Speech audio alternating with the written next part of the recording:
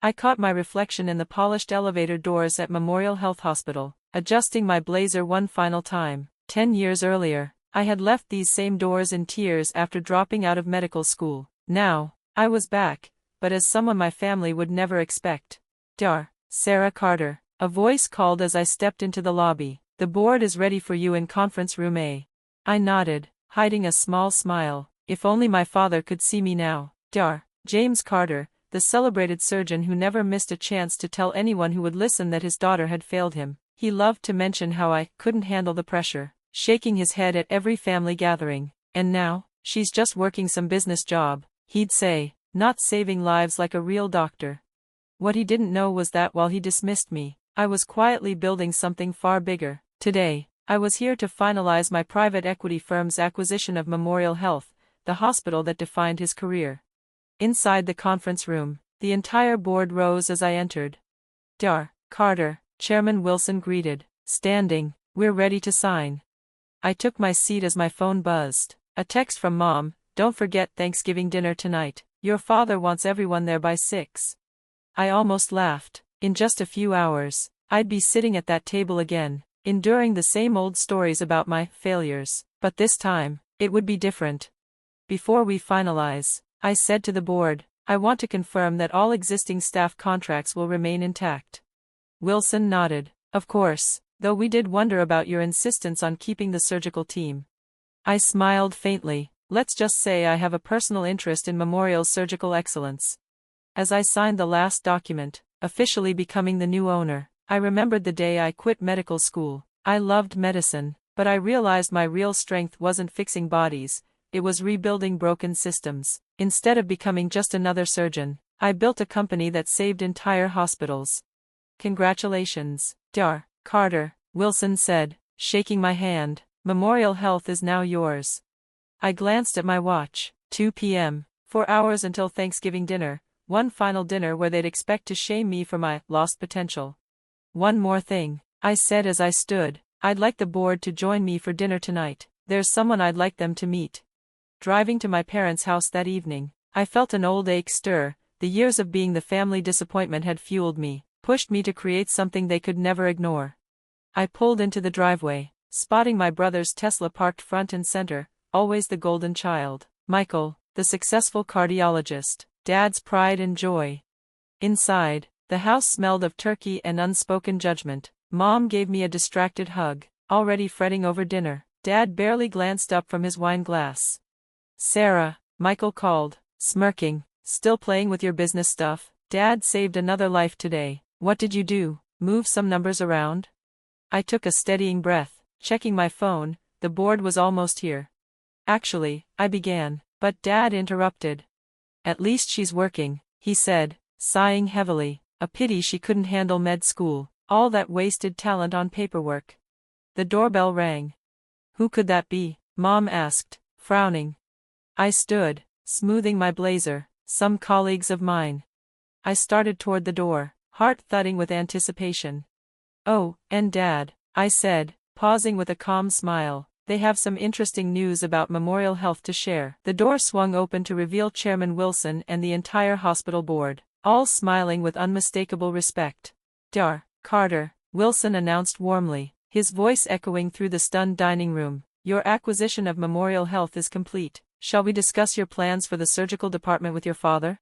The sound of my mother's wine glass shattering on the floor was only the beginning. The room fell into a heavy, suffocating silence. My father's face turned ghostly pale, his rigid posture collapsing as Wilson's words sank in. Michael's smirk froze, twisted into a grimace somewhere between disbelief and horror. I don't understand, my father finally stammered, glancing helplessly from me to the board members. Acquisition, Sarah? Chairman Wilson stepped forward, completely unbothered by the family drama unfolding.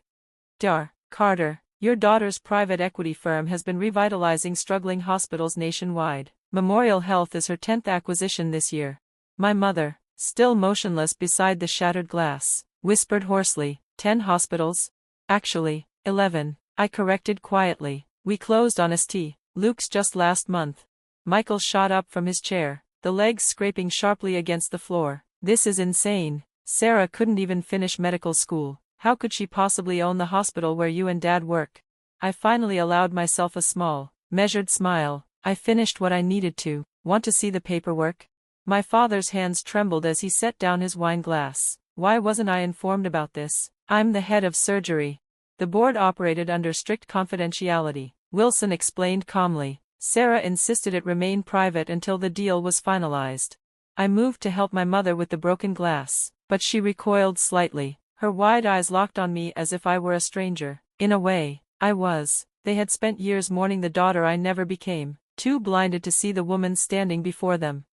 Your daughter's company has an extraordinary record, one board member added. The hospitals she's acquired have improved dramatically in patient care and financial health. My father's face hardened. So this is your revenge. You bought the hospital just to fire me? A brief sting of hurt passed through me, quickly replaced by resolve. Even now, he assumed the worst.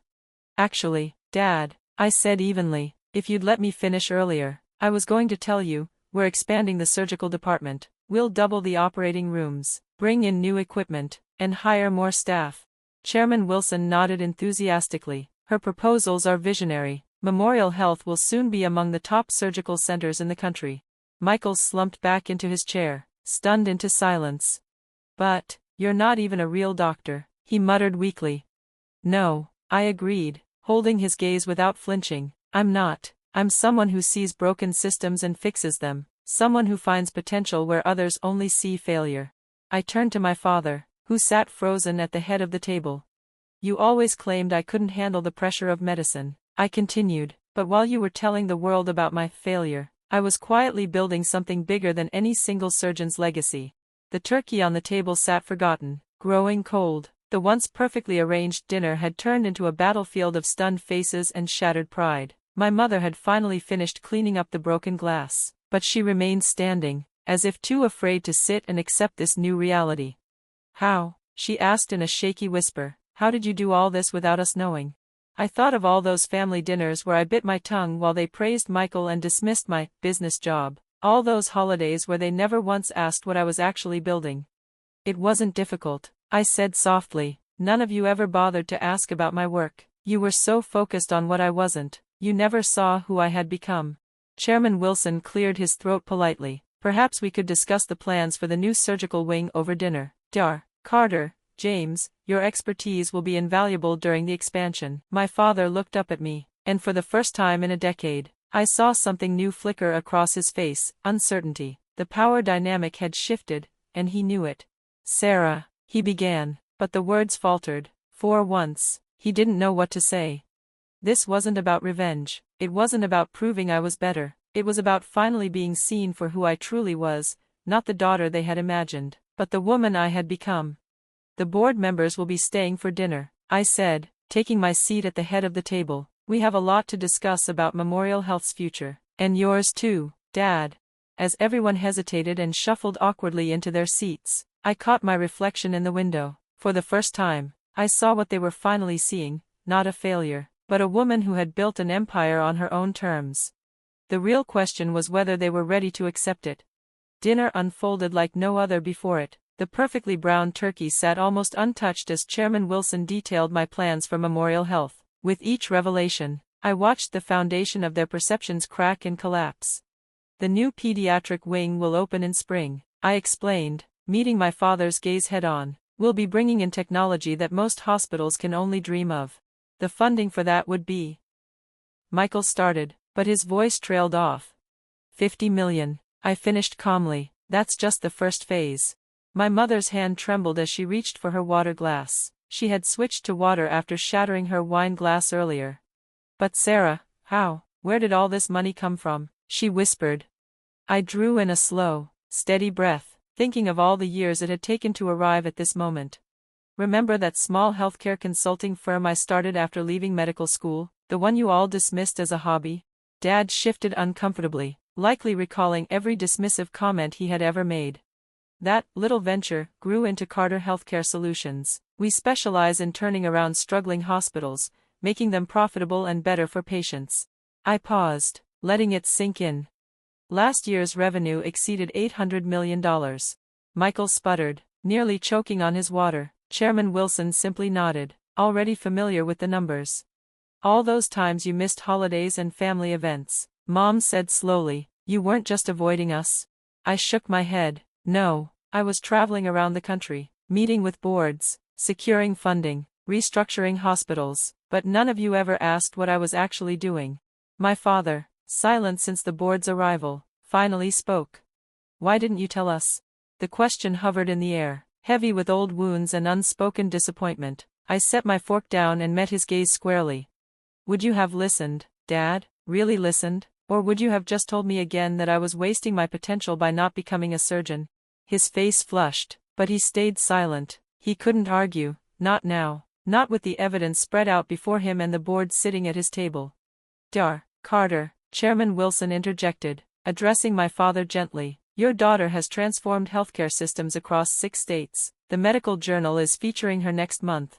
I watched pride and regret battle in my father's expression. For the first time, he was seeing me not through his own expectations, but through the eyes of the world, as a leader, as a visionary. The surgical department, he finally said, his voice rough. You're really expanding it?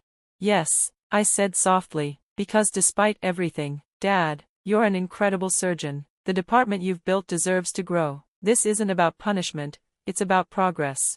Tears welled up in Mom's eyes. Oh, Sarah, we've been so blind. Michael, who had been silent all dinner, abruptly stood up. I need some air, he muttered, heading for the patio. I followed him out. The cool night air carried the last hints of autumn, sharp and refreshing. All these years, he said, staring into the dark, I looked down on you, my little sister who couldn't cut it in med school, the family embarrassment. And now? I asked quietly. He turned to face me, and for the first time, I saw respect, genuine, hard-earned respect. Now I work for you, he said with a short, incredulous laugh. Imagine that. I shook my head gently. No, Michael, you work with me, that's the difference. I didn't build all this to hold power over anyone. I did it to help more people than I ever could as just one doctor. Inside, we heard chairs scraping and polite farewells as the board prepared to leave. When we stepped back inside, my father stood from his seat. Sarah, he said, his voice unsteady but sincere, would you show me the plans for the new surgical wing? I smiled and reached for my briefcase. Actually, Dad, I was hoping you'd help me refine them. You know better than anyone what the department really needs. We spread the blueprints across the now cleared dinner table. The energy in the room shifted, the old weight finally lifting. For the first time in years, we weren't a family divided by disappointment, but a team, building something bigger together.